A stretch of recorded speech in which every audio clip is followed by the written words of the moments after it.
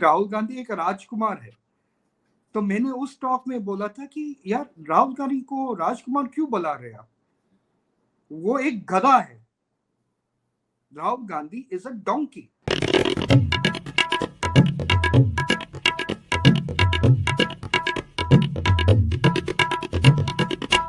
नमस्ते, आप सभी का स्वागत है आज की इस चर्चा में। आज हमारे साथ हैं सावियो रॉड्रिग्स। सावियो, आपका स्वागत है। नमस्ते। आजकल बल्कि पिछले 2 दिनों से आप बड़ी चर्चा में हैं और मैं आपसे पूछना चाहता हूं कि आपको राहुल गांधी अच्छे क्यों नहीं लगते? ये अच्छे लगने या लगने ना लगने की चीज नहीं है संजय जी। मैंने एक डिस्क्रिप्शन किया है राहुल गांधी का, और ये डिस्क्रिप्शन इसलिए किया है क्योंकि बचपन से जब हम किताबें पढ़ते थे या कॉमिक्स बुक पढ़ते थे, जैसा अमर चित्रकथा, जैसा टिंकल जैसे बुक्स, ये सब फेबल्स वगैरह, हमें एक्सपीरियंस के थ्रू एक कैरेक्टर को एक एनिमल कैरेक्टर की तरह डिस्क्राइब करते थे। वी वुड ऑलवेज डिस्क्राइब और try to understand human behaviour through an animal characterisation. So for example हम बोलते कि अ डॉग इज लॉयल, कुत्ता लॉयल जानवर होता है। Cat is a shy and needs a lot of love kind of an animal. Cow is a mother, so she is nurturing, she's protective. And then you have the animal or the animal of a donkey, right? Now मैंने सिर्फ यही किया है कि एक analogy draw किया है, जिसमें मैंने कहा है कि राहुल गांधी, किसी ने बोला था एक सोशल मीडिया पे और एक टॉक पे कि राहुल गांधी एक राजकुमार है। तो मैंने उस टॉक में बोला था कि यार राहुल गांधी को राजकुमार क्यों बुला रहे आप, वो एक गधा है। Rahul Gandhi is a donkey. और मैं and I am not trying to insult him और the donkey. That's insulting, no? No, I'm not insulting him or the donkey. Let me explain how. Okay. Because being a donkey is not an insult. A donkey is a beast of burden. एक गधे को लोग सोचते हैं कि बहुत सारी परेशानी या लगेज, जो burden as you call it, वो कैरी करके अपना काम करता रहता है। हाँ, लोग गधे को गाली देता रहता है, गधे को बुरा सोचता है, पर गधा गधा होता है, उसको बदल नहीं सकता। उस गधे का एक काम होता है, एक जरूरत है। राहुल गांधी इज दैट गधा of the Indian political scene. By what I mean is that he's a donkey. A donkey is a beast of burden. क्या बर्डन कैरी करता है राहुल गांधी? पहला बर्डन कैरी करता है राहुल गांधी का उसका ग्रेट ग्रैंडफादर जवाहरलाल नेहरू था, जो इंडिया का प्रधानमंत्री था पहला। हिज ग्रैंडमदर प्राइम मिनिस्टर था, the first woman prime minister of India. His father was also the prime minister. His mummy or his mother, Sonia Gandhi, was also the prime minister, actually. No, she was not, but she was more than the prime minister that existed at that point of time, right? As you would have seen with videos that was she was a super prime minister. Yeah, she was super prime minister, as you would call it. Yes. So that burden, ये जो burden है राहुल गांधी के ऊपर, ये दिखाना है कि he is on par with the rest of the family members, the Nehru legacy, or he's more better than all of that. So that's burden number one. Burden number two is that he's surrounded by Congress sycophants who day in and day out tell him that you are the prince, you are the Rajkumar, it has to be the return of the king to the throne. That's a huge burden on somebody. You continuously tell him that you have to return as the king, but he has absolutely no king-like qualities. That is a burden, just like a donkey. It's like telling a donkey, hey, listen, you've got to go into a horse race. And the donkey assumes that he's a horse and he starts running into the horse race. But he's not going to win that horse race. These are times of identity fluidity, so a donkey can very well assume he's a horse. Correct, he can. But he's not going to gallop like a horse, is he? He can think he's a horse, but he's not going to gallop like a horse, and neither is he going to win a derby. Right? So that's the position of Rahul Gandhi.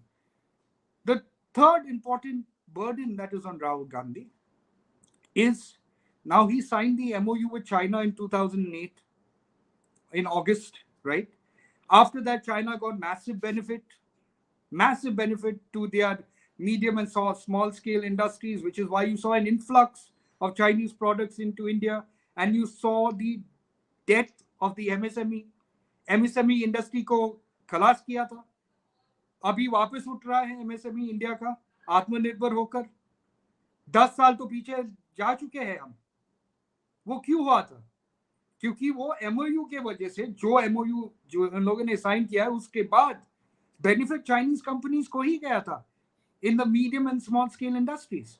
वो MOU है क्या? किसी को पता ही नहीं है. नहीं, वो MOU है. MOU के बारे में हमने एक जानकारी भी बाहर निकाला था, जो सोनिया गांधी उस MOU को एडमिट करते हैं एक इंटरव्यू में जो शिनजाओ न्यूज चैनल को दिया था उसने इन नवंबर 2011. उसने एक इंटरव्यू कहा था कि we had signed an MOU with the CCP at that point of time. और संजय जी, सबसे हैरान चीज ये है कि वो जो MOU साइन किया था ILD के साथ, जो इंटरनेशनल लाइजन डिपार्टमेंट है, वो तो एक फॉरेन कोवर्ट इंटेलिजेंस एजेंसी है. उसका काम है, ILD का काम है पॉलिटिशियन लोगों के साथ क्लोज होना, ब्यूरोक्रेट्स के साथ क्लोज होना, सेलिब्रिटीज के साथ क्लोज होना, जो चाइना का स्टोरी आगे ले सकता है. तो CCP का जो पार्टी है वो तो ओनली पार्टी है चाइना का, कोई और पॉलिटिकल पार्टी है नहीं. तो डिफॉल्ट चाइना गवर्नमेंट ही हुआ है ना. तो एक फॉरेन कोवर्ट एजेंसी के साथ आप लोग साइन करते हैं और उसके बाद चाइना को इतना बेनिफिट मिलता है कि जो ट्रेड डेफिसिट है चाइना के साथ ग्रोज अप एक्सपोनेंशियली. करेक्ट. ये बर्डन उसका होगा, उसके दिमाग पे, उस गधे के दिमाग पे ये बर्डन जरूर होगा कि यार मुझे चाइना के साथ इतना सारा नूडल्स मैंने जो खाया है, अभी उसका तो दाम भरना पड़ेगा ना मुझे. इतने सारे सालों से हक्का नूडल्स खा रहा है, इसलिए हमेशा आकर बोलता है, अभी भी बोला है कि the manufacturing sector in India is behind when compared to China 2 days back. हाँ, अभी तो राहुल भाई हमारे US का दौरा कर रहे हैं ना, वो under the ट्यूटिलेज of Sam Pitroda. वो चाइना को प्रेस कर रहा है, हमेशा बाहर जाकर चाइना को प्रेस कर रहा है. अरे तुम्हें चाइना का हक्का नूडल्स बहुत पसंद है, तो हमें पता है क्यों पसंद है. वड़ा पाव पसंद नहीं है ना आपको, आप वड़ा पाव के बारे में बात नहीं करते, तुम सिर्फ चाइना के बारे में बात करते हैं. हमें पता है कि तुम्हें हक्का नूडल्स पसंद है क्यों, और यही बर्डन बनता है ना उसके ऊपर, इंडिया को इंसल्ट करना, चाइना को प्रेस करना, क्योंकि वो MOU उसने साइन किया है ना 2008 पे. अभी तक उसने MOU को बाहर नहीं डाला है, किसी को दिखाया नहीं. क्यों?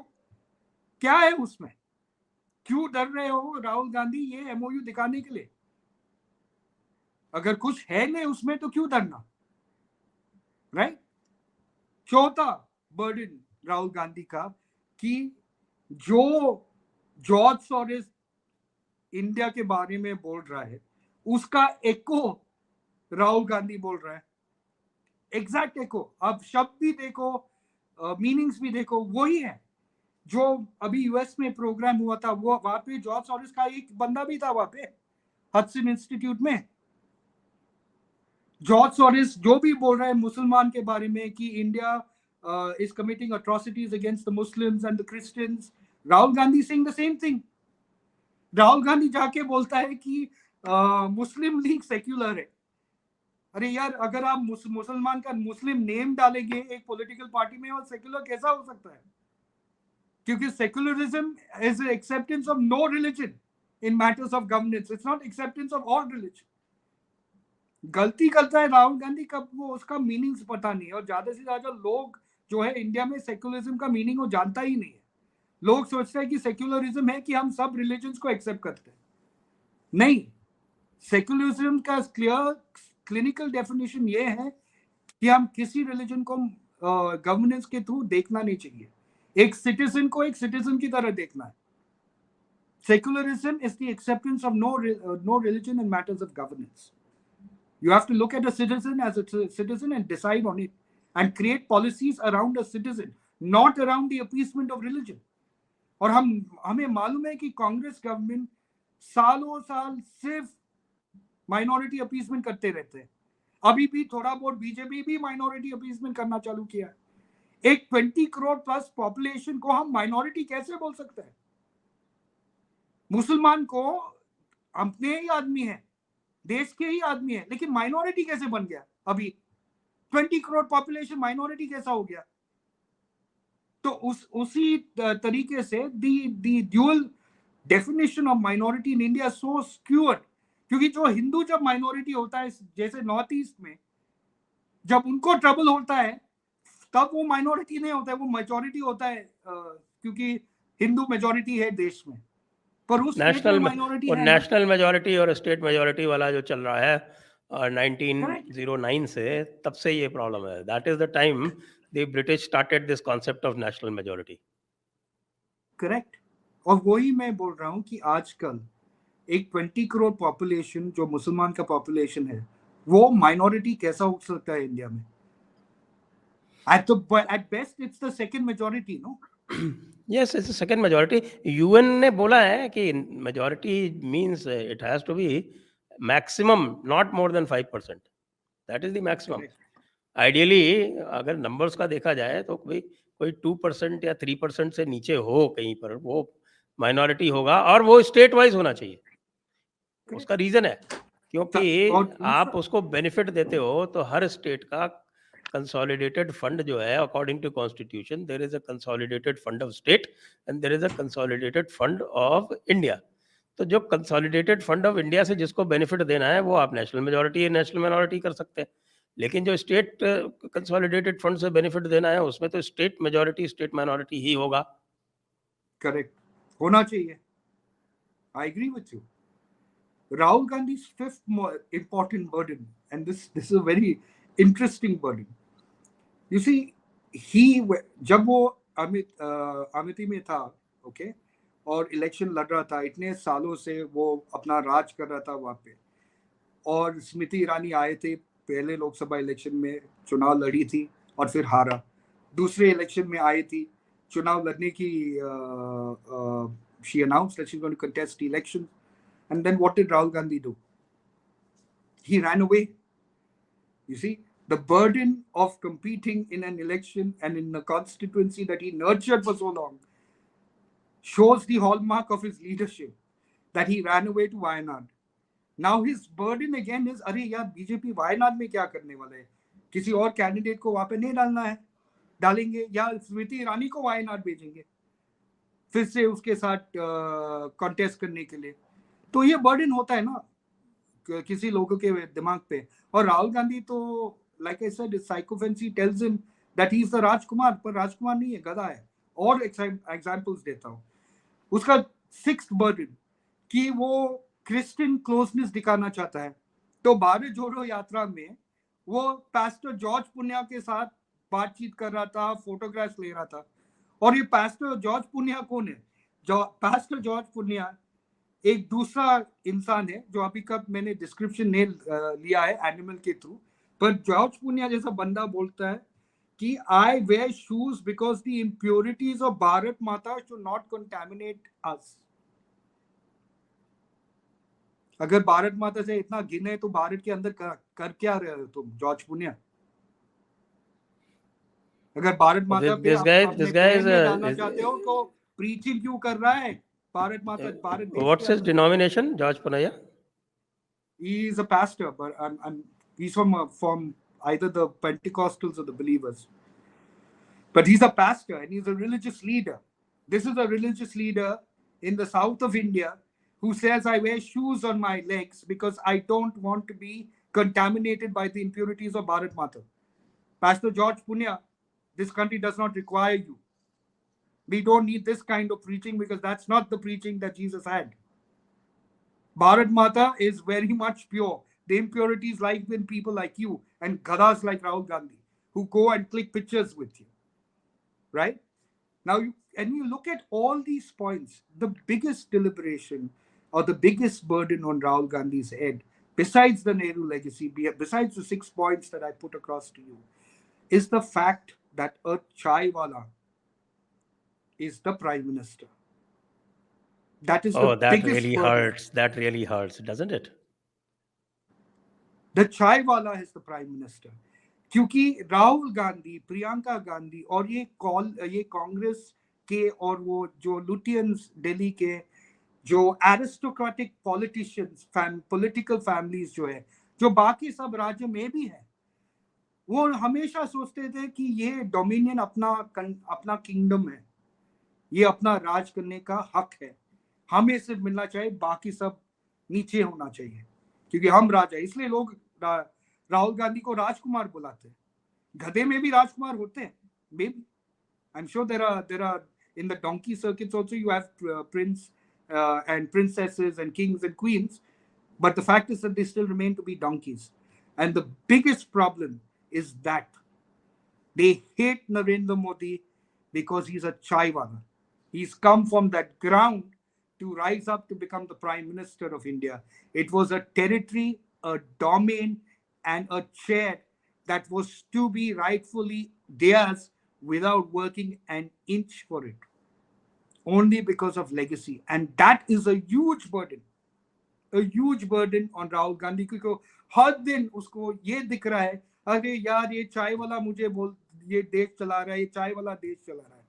मैं तो थोड़ा बहुत हार्वर्ड भी गया था, लेकिन मुझे देश चलाने नहीं दे रहे ये लोग, इसलिए मैं भारत जोड़ो यात्रा कर रहा हूँ, लोगों को जोड़ना चाहता हूँ, जॉर्ज पुनिया जैसे लोगों से मिल रहा हूँ मैं, और जो भारत माता को सम्मान भी नहीं देता है, लेकिन भारत माता को सम्मान देने की क्या जरूरत है? आप राहुल गांधी को सम्मान दे, सोनिया गांधी को सम्मान दे, क्योंकि भारत माता में विश्वास नहीं है, सोनिया माता पे विश्वास होता है इन लोगों का। यही प्रॉब्लम है राहुल गांधी का कि ये जो बर्डन है उसके सर पे ऊपर। And the last and most important burden is that he has to prove to be his mother's son. Means Rahul he has to prove his Italian lineage. Italian बताना जरूरी है क्या? कैसे? नहीं, वो अब देखिए, आई am not saying it's wrong, every parent wants the best for their child, right? इसलिए ये हर वक्त राहुल गांधी नया इन्वेंट करते रहते हो, Rahul Gandhi is this, Rahul Gandhi that, fail होता है फिर इन्वेंट होता है। अभी कर्नाटक का इलेक्शन जीता है, लेकिन कांग्रेस कर्नाटक का इलेक्शन जीता नहीं, बीजेपी हार गया। बीजेपी अपने गलतियों से वो इलेक्शन हार गया, वो ग्राउंड का सिचुएशन नहीं रीड कर पाया था कि वहां पे कंसोलिडेशन हो रहा है माइनॉरिटीज पे, तो तू जितना भी माइनॉरिटीज के लिए कर्नाटक के अंदर करोगे, वो माइनॉरिटीज आपको वोट करने वाला नहीं था उस समय। There was a consolidation happening, and the issues of corruption and certain things that were not taken care of at a local level did a huge damage to brand Modi at a national level. Which is why now you have Rahul Gandhi going to US into different places talking about it. Rahul Gandhi's burden is to appease China and the US. He needs them. ये लोग चाहता है कि नरेंद्र मोदी और more than Narendra Modi India कमजोर हो जाए। India global और जियोपॉलिटिक्स में कमजोर होना चाहिए, क्योंकि अगर इंडिया एक हो जाए और इंडिया आगे बढ़ जाए तो they will be another super power in the making. Unfortunately India की अगर आप हिस्ट्री में देखोगे तो इंडिया को तोड़ने के लिए बाहर के लोग की जरूरत नहीं था, अंदर के लोग ही दरवाजा खोलते थे बाहर के लोग को अंदर आने के लिए और इंडिया को तबाह करने के लिए, और यही हम रोकना चाहिए। राहुल गांधी जैसे लोग जब बाहर जाते हैं और इंडिया के बारे में बात कर रहे हैं या प्राइम मिनिस्टर के बारे में बात कर रहे हैं, वो प्राइम मिनिस्टर है इंडिया का, बीजेपी का नहीं, तो उसका रिस्पेक्ट होना जरूरी है, नंबर 1। नंबर 2, राहुल गांधी है कौन अभी इस समय पे? राहुल गांधी का ऑफिशियल स्टैंडिंग क्या है? राहुल गांधी एक मेंबर ऑफ पार्लियामेंट नहीं है, एक डिस्क्वालिफाइड मेंबर ऑफ पार्लियामेंट है ना, वो कांग्रेस में कोई पोजीशन होल्ड करता है। तो राहुल गांधी का जो बोल रहा है, जो कर रहा है, उसको ज्यादा फोकस करने की क्या जरूरत है? कौन है Rahul Gandhi? Rahul Gandhi is a nobody, वो हमेशा एक नोबॉडी था। क्या किया है उसने? क्या खुद के खड़ा होकर कुछ किया है? Narendra Modi actually became and worked as a chief minister for 3 terms before he even moved into the prime minister level. Has Rahul Gandhi the courage to even go into one of the state and say, I will show what I'm capable of? He has not done that. एक गधा जब अपने आप को एक घोड़ा की तरह देखना चाहता है तो गधा ही दिखेगा. यही सच होता है. चाहे उसका सोच घोड़े का है पर गधा ही दिखेगा और गधे की तरह ही चलेगा. और मैं इंसल्ट नहीं कर रहा हूं राहुल गांधी को, उसका कैरेक्टर एनालिसिस कर रहा हूं. एक डोंकी एक बर्डन बीस्ट और बर्डन है जो अच्छा एनिमल है. शायद राहुल गांधी भी एक अच्छा बंदा है पर बीस्ट और बर्डन है और ये बर्डन है उसके सर के ऊपर. तो एक गधा कभी अपने आप को घोड़ा नहीं समझना चाहिए और एक गधा कभी अपने आप को शेर नहीं समझना चाहिए, बिकॉज वो एक डोमेस्टिक एनिमल है, एक वाइल्ड एनिमल नहीं है. तो आप अपने डोमेस्टिक नेचर को परखो. Learn to understand the nature of the beast, Rahul Gandhi. And the nature of the beast is that people along in your coterie of people, I've been telling you you're a horse, but you're not a horse. You're just a donkey. You're just a beast of burden that is carrying the burden of the Nehru legacy.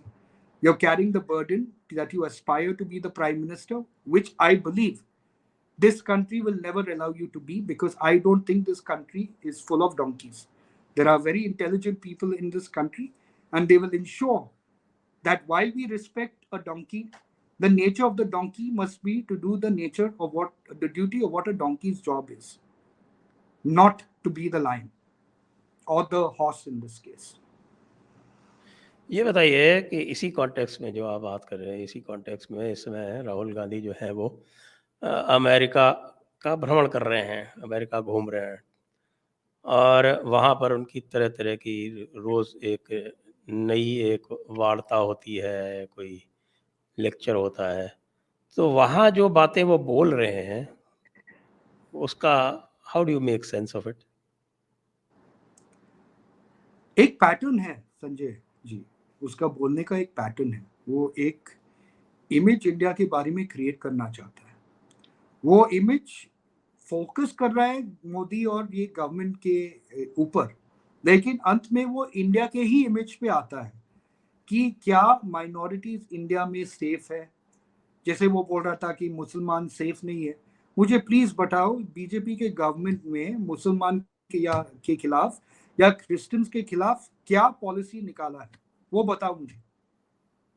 कोई official policy निकाला गया है? In fact एक central based minister हज के लिए airport पे खड़ा रहकर हज पिलग्रिम्स को फूल देकर विदा कर रहा है कि आप जाओ हज के लिए, अच्छे हज करके आओ. ये अपना नरेंद्र मोदी गवर्नमेंट का एक मिनिस्टर कर रहा था. So there is a great camaraderie and love for the Muslim community. What policy or what change has the Indian government done under Narendra Modi that has affected the Muslim population or the Christian population for that matter? ज़्यादा से ज़्यादा अगर आप policies को study करोगे, so there is a sizable Hindu population that feels that the Indian government is not working towards the interests of the Hindu communities as well. In such a situation, this continuous ये जो हमेशा बाहर जाके बोलता है कि minorities in danger है, minorities in danger है, राहुल गांधी एक कंसोलिडेशन कर रहा है माइनॉरिटीज के ऊपर. ये आपको याद रखना जरूरी है कि कर्नाटका के अंदर क्या हुआ था. बीजेपी का वोट शेयर तो वही का वही रह गया, थोड़ा वोट मार्जिनली इम्प्रूव्ड हुआ था, लेकिन माइनॉरिटीज का जो वोट था, जो जेडीएस को नॉर्मली जाता था, वो सीधा कांग्रेस को ट्रांसफर हुआ. तो consolidation under one political party happened.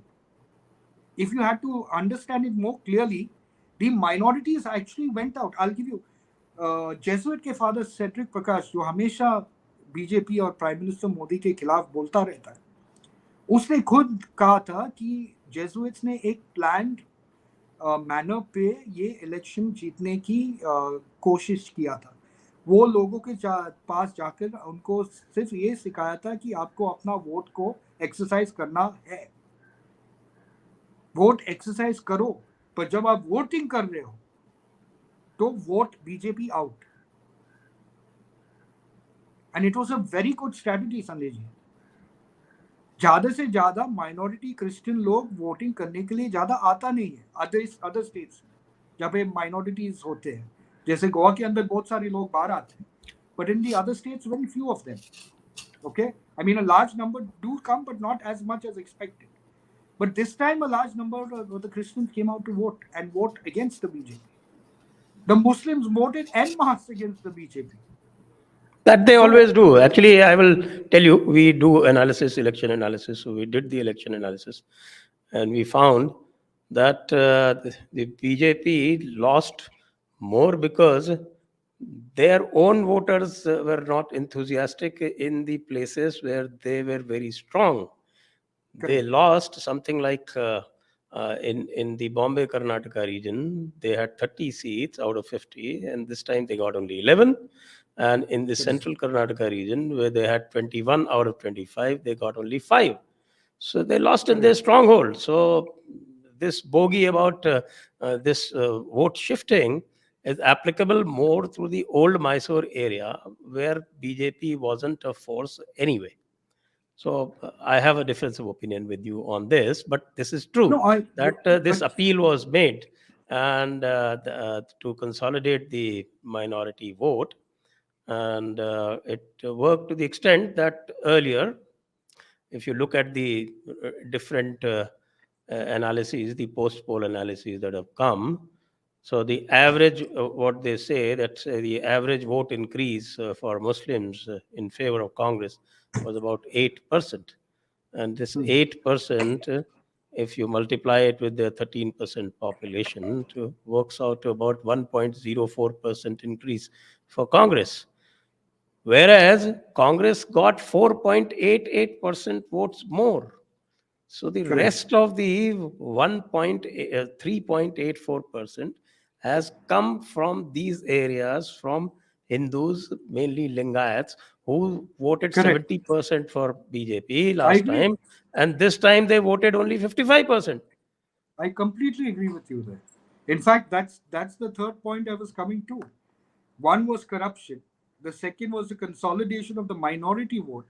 But the third and the most important one is that the Lingayats did not vote for the BJP. Large They amount of still the voted Lingayats, 55%, but last time they had voted more than 70%. correct, but they still lost. They lost because the Lingayats decided not to vote for them.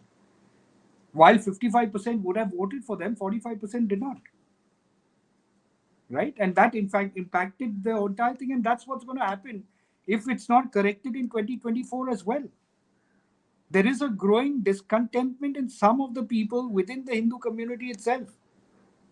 There And is that is why I definitely, find it and I can that see that in my podcasts. I can see that the comments that we get in our daily podcast, they are an indication. correct. And that's the funny part because Rahul Gandhi goes abroad and says that it is working against the minorities, but it's pro Hindu, but it's the Hindus that I've got a certain discontentment, and that's why I say this man when he travels internationally, एक एक मकसद के through चलता है. Sam Pitroda उसको ज्ञान देता रहता है, उसको ब्रेन वॉश करते रहता है, जिसके अंदर वो बोलता रहता है ये शब्द. सैम पिट्रोदा को ये चाहता है कि इंडिया के अंदर हिंदू का जो वैल्यू है, वैल्यू सिस्टम है, ब्रांड इमेज है, जो भी बोलना चाहते हैं उसके बारे में, ये कम होना चाहिए. You see, the US is a very strong evangelical base, right? The China is a very strong business base as far as MSMEs are concerned. While we are building our strengths with the Arabian countries, with the Middle Eastern countries, we cannot deny the fact that Islamic radicalism is a reality in India. And the source of Islamic radicalism comes from the Middle East region. The fundings come from the Middle East region.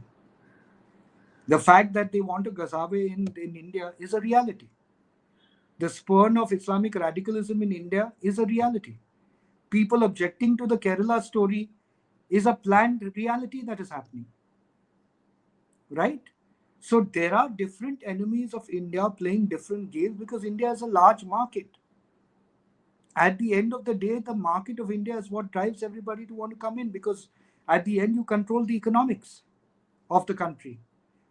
1.4 billion population is a large amount of people as far as economics is concerned, and that's what people want.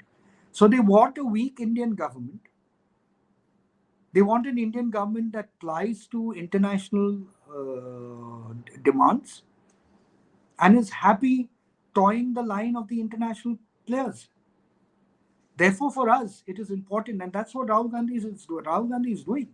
He continues to portray India as being this place where people have taken out swords, chopping the Muslims, the Hindus are running riots, going to every Muslim's house and beating them up. That's the image. I'm telling you, look at what happens in the Christian community, Sanjay. Sometimes these WhatsApp messages that go out. There have been messages against, say, the Goa government, for example. There are certain issues that many people have been raising as far as certain infrastructure development is concerned and corruption within the Goa government as alleged by certain people, including the former governor, Satyapal Malik of Goa. And messages go on WhatsApp. I don't get the messages because nobody sends me any. But my mother, who's 75 years of age, and my father, who's 82 years of age, on their WhatsApp get these messages saying that, there is this meeting that's called, everybody's called out, please come for the meeting. Even the father makes an announcement in church that you must support this. This is a destruction of Goa. So everybody comes out. I'm not saying it's right or wrong. Some elements of it could be true. But there is a concentrated effort being made to ensure that a unified India does not happen. A conflagration of India on the basis of religion and caste. Look at the number of Brahmins being killed in the recent past. Look at the rise of you will see a certain rise on the demands from the Dalit community. I'm not saying you should not have that. But this conflagration is going to be stirred even more. What people need to realize is that outside your religion, आपके religion के बाहर, आपके caste के बाहर, एक ही चीज मतलब रखता है और वो है इंसानियत, ह्यूमैनिटी. आप एक भारत देश के ही लोग हैं. अगर आप अपने आप को देखोगे और अपने रिलीजन को साइड पे रखोगे, अपने कास्ट को साइड में रखोगे, तो आप एक इंसान ही तो है देश का. अगर आप ये भूल जाएगा तो देश खत्म हो जाएगा और देश को बचाना अपना कर्तव्य है. जो आप बोल रहे हैं वो बिल्कुल सही है. हमारे पास एक डेटाबेस है और वो database it is called RULS. RULS means random unceasing low level scattered violence. और इसका हम लगातार इसको हम बनाते रहते हैं. That shows that अभी तक 2014 से लेकर आज तक, अच्छा it is specific ये है database, thejaipurdialogues.com/RULS RULLS. You can get all the data. Okay, how many Hindus have been murdered by Muslims? Because everybody make a lot of brouhaha about that Muslims are being killed, and the total number doesn't exceed a dozen. But you would be surprised to know that the number of Hindus having been killed by Muslims is close to 600. Yes. And that entire database is there. Every death is referenced to some news item or the other. And it is going up to an extent that in 2023, you see, I'll read out the numbers. 2014, it was 3.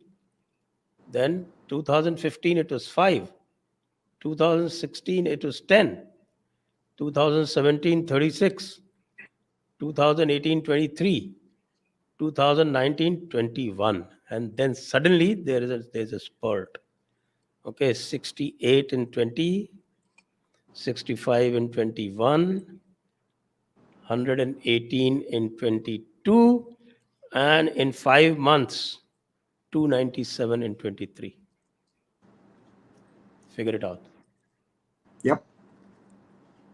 That's precisely what I'm talking about.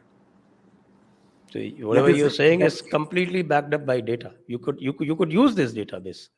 Yes, I And will. maybe you could send it to some of your party bigwigs to have a look at. The problem is this. The problem is, what I feel, and Sanjay, But that's the even the reason BJP is in denial on this. They are in complete denial. I don't know what they I'm are going saying, to gain by appeasing the Muslims, particularly. I'm saying today, why do I stand with my Hindu sisters and brothers? I stand with my Hindu sisters and brothers for a very simple reason. The demonization of Hindus that is happening is a deliberate demonization that is attacking the civilizational existence of this country. Sanatan Dharma, Hinduism, and Hindus are the core essence of this nation. There is a deliberate attempt to demonize the beliefs, demonize the gods, and demonize the people. Yes, And this that's why has they were been demonizing the Shengol. correct. They were mocking it, Mhm. And Rahul Gandhi right? goes and says that, oh, well, he was lying down and all that. Can you imagine? Oh, correct. So why are they doing that? And I'm trying to analyze, and I do come from the Christian faith, but I've always admitted that my roots are Hindu. My beliefs are in Sanatan Dharma. The point is why? Because I believe we are fighting a civilizational fight, and people like Rahul Gandhi, like I said, they are donkeys. They don't have a vision to see beyond their burden. For years, that has been the game plan of the Abrahamic religions as far as India is concerned. An ability to turn this nation into either an Islamic nation, which is what PFI was doing till 2047, or a Christian nation, which what pastors like George Punya and all want to do. Right? Why? And that is a civilizational fight. It is a just war. In fact, the Catholic theologian Saint Augustine very rightfully spoke and theorized and put in principle something known as the just war, where the Christians defended their faith. Why shouldn't the Hindus defend their faith? Their civilizational existence. Is the US going to teach us that? The US has never been there for the indigenous people of America.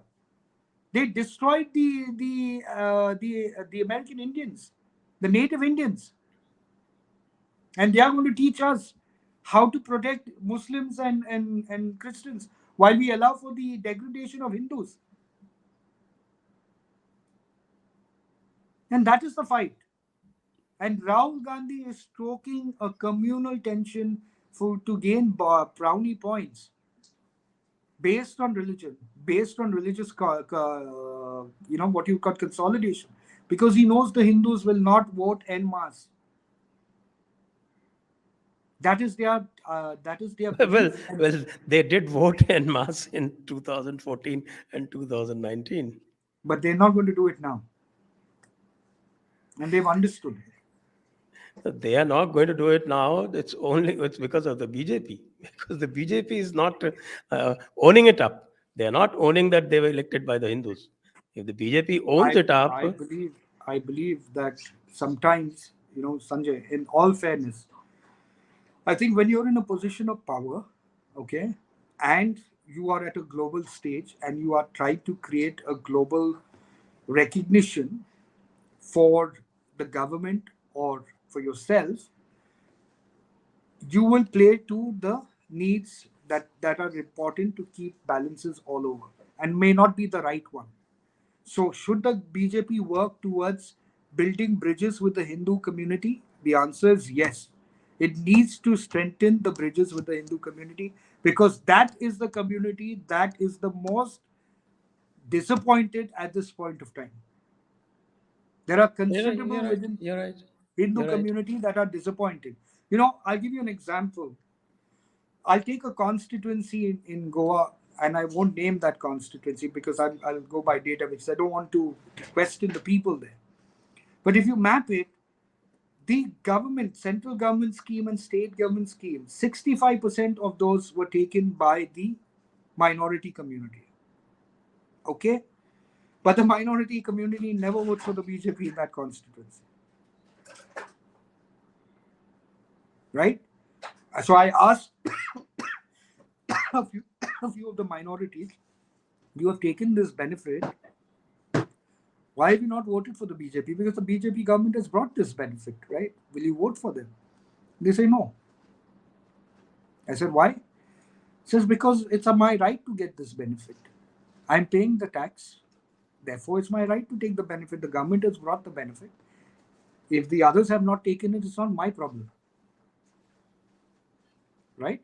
So are they wrong in taking the benefit? Absolutely not.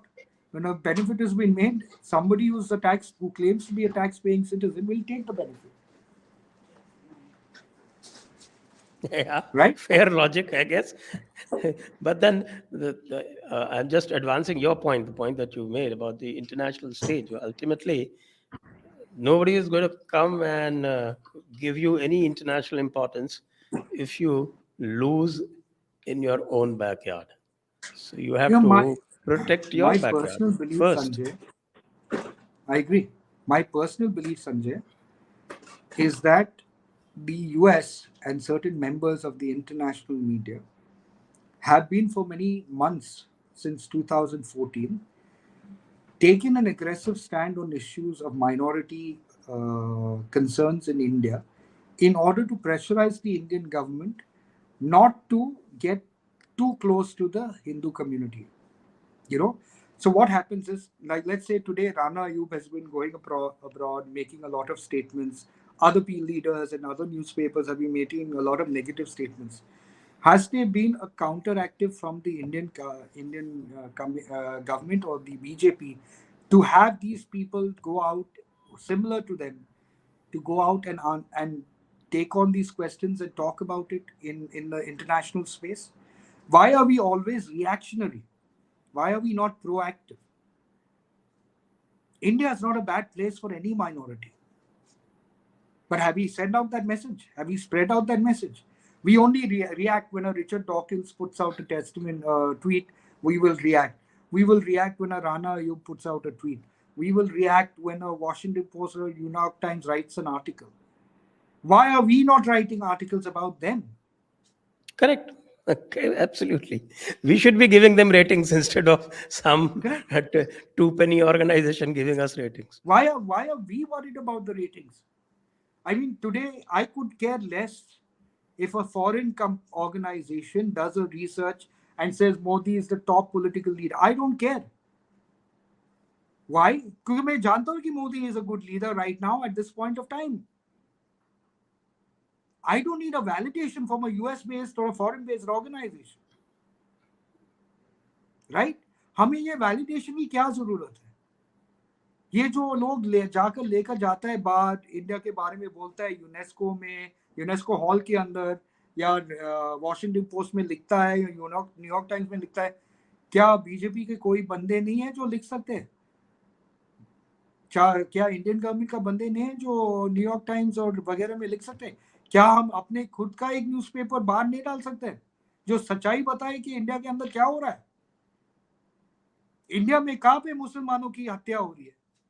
हत्या तो आपने report के आपने जो दिखाया है उससे ज्यादा हिंदू का हत्या हो रहा है यहाँ पे। रामलिंगम जो पीएफआई लोगों के साथ वो लोगों ने मारा है, उसको मीडिया में लिखा था, इंटरनेशनल मीडिया लिखा उसके बारे में, सिर्फ पहलू खान के बारे में लिखा था ना, क्योंकि वो एक मुसलमान था उस समय। An established cattle thief. Correct. But they did not talk about Ramalingam, who went around stopping. They didn't talk about Ramalingam or about Harsh or Praveen Nettaru. None of them. Correct. And even the BJP didn't care much for them. That's why they lost. Please tell me, I'm saying this again, I've said it on channels before. In the history of India, you had sadhus that were brought out by police officers like lambs to the slaughter. Which BJP leader stood up for the deaths to demand for justice? It's only now because they've come back into power. Wasn't that not something that we should be ashamed of? You're right. Absolutely right. Now, that is a charge often made against the BJP, that it doesn't protect its own. They ran away from West Bengal when their cadre was attacked, ruthlessly attacked by the TMC after they lost the elections. This charge was made against them in Karnataka, fair and square. The only places where the charge is not made is probably UP and Assam, where the chief Leaders are ministers, strong. where the leaders are strong. No, but let's come to Bengal. No, a 62-year-old grandmother is raped in front of the grandson, a young grandson, which was a major case over there. What happened? What did the governor at that point of time do? And how did they ensure that he's given congratulations for his fantastic work over there? They made him the vice president. No? All he did was come on social media to say, I am helpless, I am helpless, I am helpless. You could not have stopped as the governor the atrocities that were unleashed on the Hindus there. Of course, Even there are the constitutional NHRC mechanisms that are available, but they were never resorted to. They Why? never issued Why? The a question binding is why? direction under Article 256. They can. They never did. They've never done to any state government. Why? And the only My excuse question is, well, law and order is not our territory. Why? I'm saying today the Hindus are under threat of a civilizational eradication on various levels. But why are we playing politics on that? Today, the gentleman who's the vice president, and for reasons best known to the government and to the people who have elected him over there, he was the same governor at that point of time, and some lives could have been saved. The Palgar Sadhu issue should have been taken to CBI right at the start, but it was not, because you would say that it was the Uday Thackeray government over there, so it was their right to send the case to CBI. But what was the centre's right then? Why is it that we find leaders tweeting about terror activities happening in other countries, like a knife stabbing, but a Palgar Sadhu murder that happens in front of everybody on a video that is captured, there's not a single tweet? Do people hate me for what I say? I don't care. It's the truth. If you don't stand by the people, you don't stand by the people who are fighting a civilizational existence, the very people you are trying to appease will bring you down. Absolutely, Savio. Now I think we are nearing the end of our allotted time. तो हम अब इस चर्चा को यहाँ पर समाप्त करेंगे. आपको बहुत बहुत धन्यवाद. दर्शकों को बहुत बहुत धन्यवाद. जय हिंद. वंदे मातरम. God bless.